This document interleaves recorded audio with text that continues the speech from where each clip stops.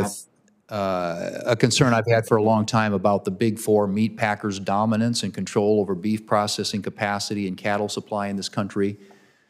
Packers are enjoying excessive profits while cattle producers and family farm and ranch operations like those in my home state of South Dakota struggle to stay in business.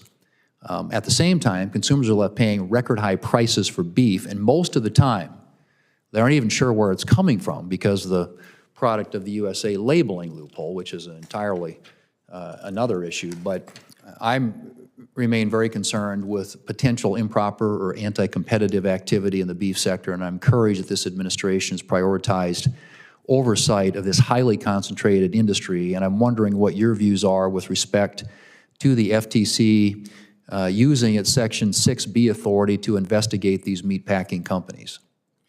Well, Senator, I certainly share your interest in this issue. I'd want to raise that with my colleagues in the Bureau of Competition who'd have more knowledge on that particular issue. But I just want to jump off something you said about Product of USA beef.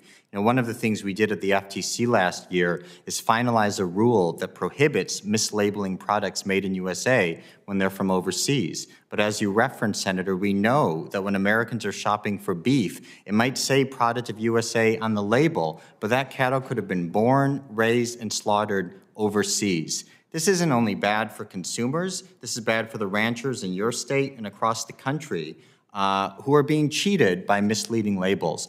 We stand ready to work with the USDA on this issue to protect all consumers from misleading Product of USA or Made in USA labels. Thank you, and I hope that you will take a look at the other issue that I mentioned on the FTC with respect to the concentration and dominance and control that a handful of meat packers have. But I appreciate you addressing the issue of labeling, because it is misleading to consumers in this country when product that comes in from outside the U.S. attracts the USA label, and it doesn't represent an animal that was born, raised, and harvested here in the United States. And so this is an issue that has been around for a long time. We've addressed it in a couple of farm bills. It continually gets challenged at the World Trade Organization, and we have not been willing to defend the legislation that has passed previously here in the Congress that would provide mandatory country of origin labeling. I'm glad that you all are moving forward to try and close that loophole. I hope that you will use the powers that your agency has and the authorities that it does to continue to try and tighten up so we can get to a point in this country where everything that we put in the center of our plate has the same requirements as the clothes we wear. There isn't your tie, my tie, it'll all say made in some other country. We've got labeling on everything except the stuff that we eat. It makes absolutely no sense.